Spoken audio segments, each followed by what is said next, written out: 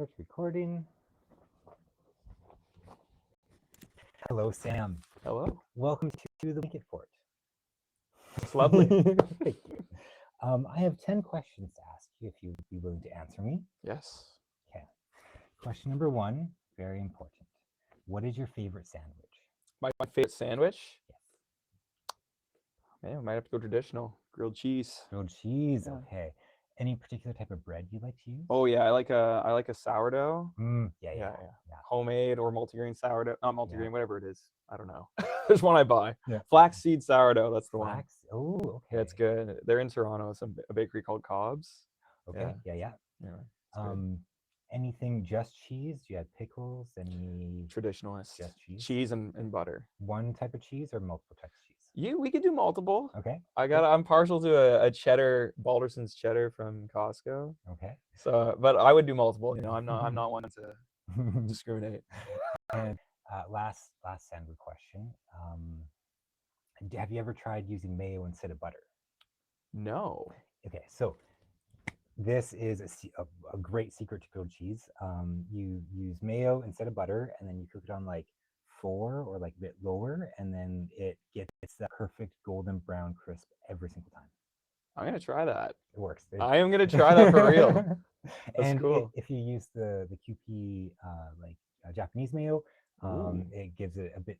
It's a sweeter kind of taste. I'm also a big fan of grilled cheese. Nice. I answered both. Yes. So, okay. Question number 2: Are you an early bird, a night owl, or a flamingo? What's a flamingo? If it's not an early bird or a night owl. Middle. I would say a flamingo. I think I'm pretty adjustable. Okay. But really, I lean night owl for sure. Okay. Yeah, I like to go to bed at like 1 a.m. and get up at 9 or 10. That's what's comfortable for me. Okay. Do you have a ideal creative expressive time during the day? You know what? It varies. I think inspiration can come at any time. It's pretty environment dependent, but typically like first thing in the morning is good. Yeah. Or like nighttime is good. Okay. Like posts. But yeah, it can really at a moment can. The dawn. Yeah. For it seems to be anyways. And the rest of the time is just like killing time until you Yeah. dawn or the dusk. Yeah. Question number 3. How did you receive or achieve your first instrument? My parents always had instruments around the house. Okay. So from a small child, I would be noodling around. I think I just had an instrument. And then they put me in piano lessons at 8. Okay. So they fostered that. And from there, I grew into different instruments, guitar, mostly guitar. So one of those instruments that was always around the house did you have a big piano in one room? We had like an upright in one room. That upright has now moved to the front yard. It hangs out under a tree. They got another upright. It was never a great upright, in all honesty, but we'll have it. Yeah. And then there's talk of doing a music video where I burn it. But that was my dad's idea.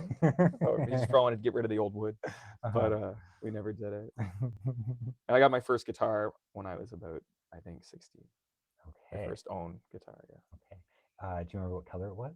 Oh, yeah. It was acoustic. Yeah. It was like it's almost hard to describe. It was kind of like a wavy, it looked like bird's eye maple. Oh, and it was cool, really interesting. Yeah, Garrison was the name. It was originally a Newfoundland company.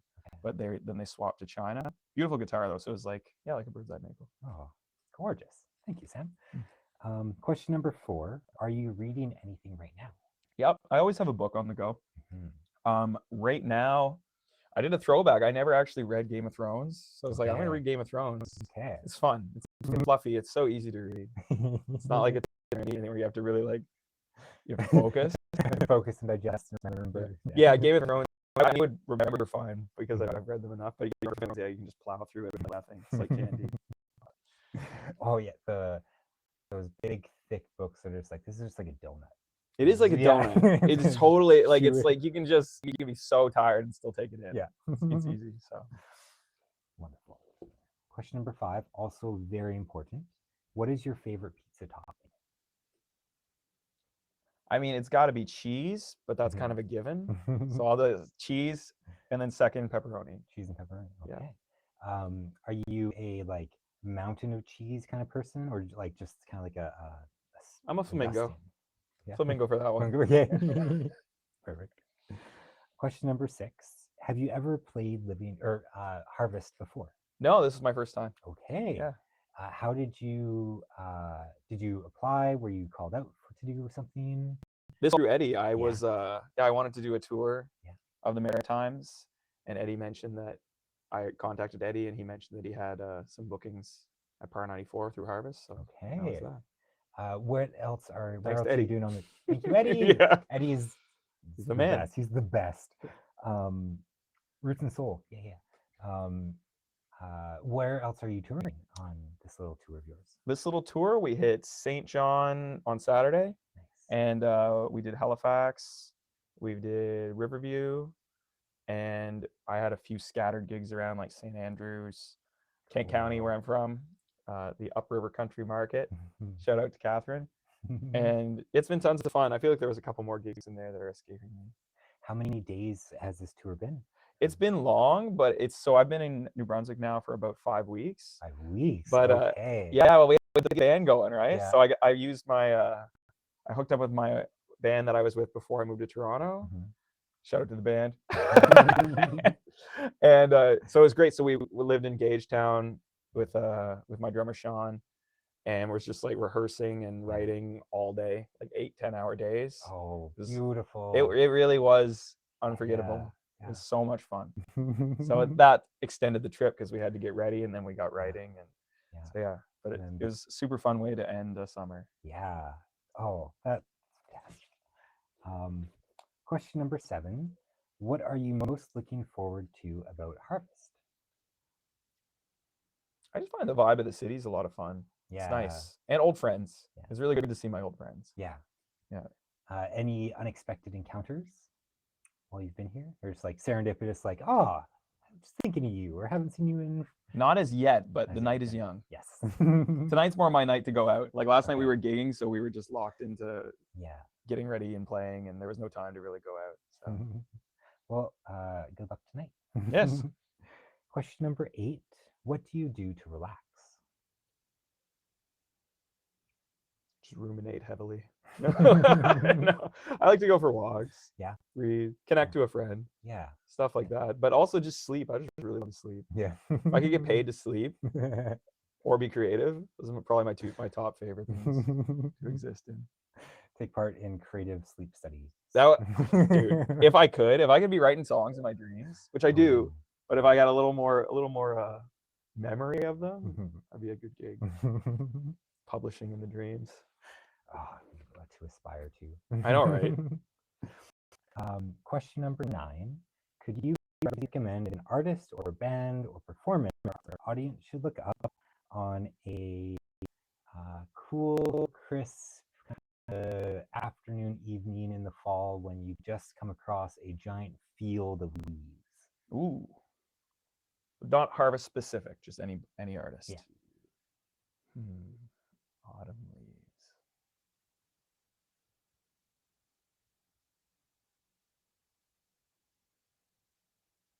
I'm a big fan of Medium Build right now. Medium Build. Okay. Yeah. He's kind of got a song for every season. Okay. He's I would call him like an indie alternative singer-songwriter. He's from Georgia. And he is awesome. Yeah. He's been on, who is he touring with? Someone pretty big. I forget, but I've watched him really grow in the last year. He's a fantastic songwriter and performer. Saw him in Toronto, Lee's Palace, a sold out show, 500 people, and he's really something. Okay. Yeah. When did you start following him? Would have been about a year ago. Okay. It was actually Dan Mangan. Dan Mangan, who you've probably heard of, Vancouver songwriter, kind of a staple of indie Canadian music. Anyway, he covered one of Medium Build's songs. Okay. And I was like, that doesn't sound like Dan Mangan, but I love this song. I looked it up and it was Medium Build. Okay. So, yeah. Ooh, that's fun. Discovering through like layers. Yes. Of like, you got to do a bit of research to be like, that's different. Yeah, like it caught my ear immediately. And when I listened to it, I was like, this is for me. Cool. This is good stuff. Medium Build. Medium Build. Okay. Yeah. Question number 10. What would you ask your 5-year-old self? What's your favorite dinosaur? What's your favorite dinosaur? You were a dino kid when you I were... was a massive dino kid. I don't know what I would have said. I really don't remember. Well, that's why we got to ask. I know, right? Did you ever like dig up any corners of your backyard or like... Oh man, Yeah. Oh. we had a whole operation going. Yeah. We actually had there was a gravel pit close to where I got, Mhm. and there were fossils in the pit. No bananas, Yeah. but finding fossils was pretty fun. Probably ferns, things like that. Like truly a wild piece of Earth's history. Like, Yeah. this existed like millions of years ago. It was alive. It was alive, and now it's just perfectly imprinted in this little rock. Yeah, it fascinated me. Fantastic. Do you have one question for me? What inspired the blanket fort idea, this whole thing that we're doing right now? A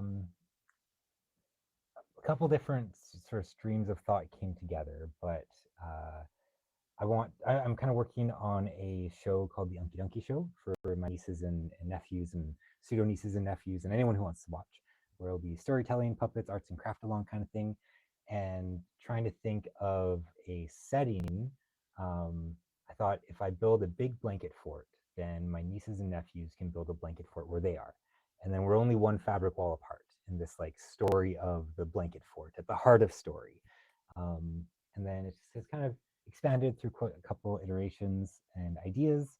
But yeah, having a space where adults can walk into a blanket fort and feel like they are that inner child, when you could build a blanket fort on the back of chairs and you could walk through it, and like that sense of space and funness, Comfort kind yes, of too. Yeah, a comfortable space. And then through Eddie and originally the Living Roots Festival, I offered to host some artists that came, and then I was like, I could also like build a little like sound booth blanket fort thing to do an interview, and or if the person wanted to record while they were here, and then he suggested, well, what if you interviewed them? And I'm like, yeah, that'd be fun.